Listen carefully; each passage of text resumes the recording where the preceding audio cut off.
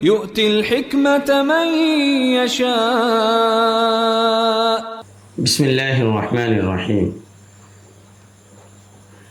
সফলতার রহস্য গ্রন্থ থেকে অবতরণিকা। পৃথিবীর প্রতিটি মানুষ সফলতার স্বপ্ন দেখে, সুস্থ সবল, সুখী সচ্ছল ও মর্যাদাপূর্ণ জীবন কামনা করে। কিন্তু বাস্তবে নিতান্তই স্বল্প মানুষ পারে সেগুলো অর্জন করতে এবং বড় সফল ও সার্থক হতে। অধিকাংশই মোটামুটি বা মামুলি মানের গতানুগতিক জীবন কাটিয়ে বিদেয় হয় একেবারে রিক্ত হস্তে। তারা না মহৎ হতে পারে, না পৃথিবীকে বৃহৎ কিছু দিতে পারে। এর কারণ কি? তবে কি কিছু মানুষ জন্মগতভাবেই ভাগ্যবান আর কিছু সৃষ্টিগত হতভাগ্য? কোশ্চেনকালেও না।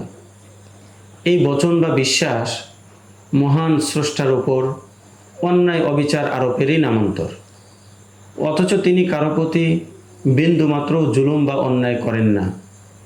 তাহলে মূলত মহান স্রষ্টা আল্লাহ তাআলা এই মহাবিশ্ব সৃজন করে তা পরিচালনা করছেন তার নির্দিষ্ট কিছু নীতিসারে।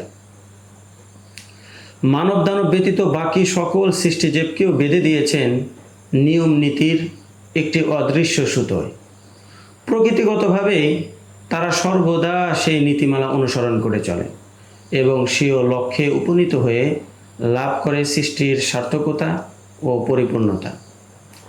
তেমনি মানব জীবনের জন্যও রয়েছে স্রষ্টার কিছু নির্ধারিত মূলনীতি। যারা সে অনুযায়ী চলে তারা সফল হয়, আর যারা সে নিয়ম লঙ্ঘন করে তারা হয় ব্যর্থ, বিফল। সফলতা ব্যর্থতা কোনো রহস্যময় বা মানব শক্তি বহির্ভূত কিছু নয়। নির্ধারিত নিয়ম অনুসারে উভয়টা সংগঠিত হয়। আবার সেই নীতিমালাও কঠিন বা অসাধ্য বস্তু নয়, একেবারে সহজ সাধারণ কিছু উপায় মাত্র। সেই নিয়ম নীতি কি কি? বর্তমান বইটি সে প্রশ্নেরই উত্তর, সেসবেরই ব্যাখ্যা বিশ্লেষণ, দৃষ্টান্ত, উদাহরণ, যুক্তি ও দর্শন। এই ভূপৃষ্ঠে মানুষের পক্ষে অসাধ্য অসম্ভব বলতে কিছু নেই। খোদা তাআলা জন্মগতভাবেই মানুষকে অসাধারণ যোগ্যতা ও অসীম সম্ভাবনার অধিকারী বানিয়েছেন। মানুষ সেগুলোর সঠিক ব্যাঠিক ব্যবহারেরও ইচ্ছাধারী। তাই মানুষের সাথে ঘটে যাওয়া ভালো মন্দের জন্য প্রকৃতপক্ষে তার কৃতকর্মই দায়ী।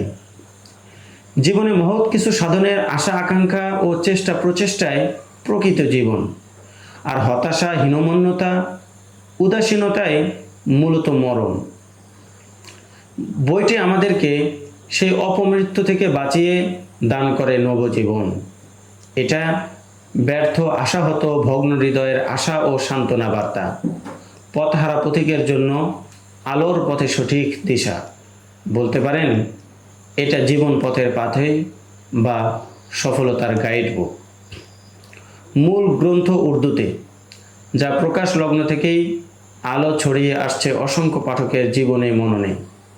বইটি বিদ্বান মহলে সবসময় পাঠকপ্রিয়তার শীর্ষে ছিল, এখনও আছে। গত 40 বছরে পাক ভারতে প্রকাশিত হয়েছে এর কয়েক ডজন সংস্করণ। দীর্ঘকাল অতিক্রান্ত হলেও বইটির গুরুত্ব ও আবেদন হ্রাস পায়নি বিন্দু মাত্রও। এখনও বইটি বেস্ট সেলার। আপনিও পারেন বইটি পড়তে এবং নিজের সংগ্রহে রাখতে। ومن يؤت الحكمة فقد أوتي خيرا كثيرا وما يذكر إلا أولو الألباب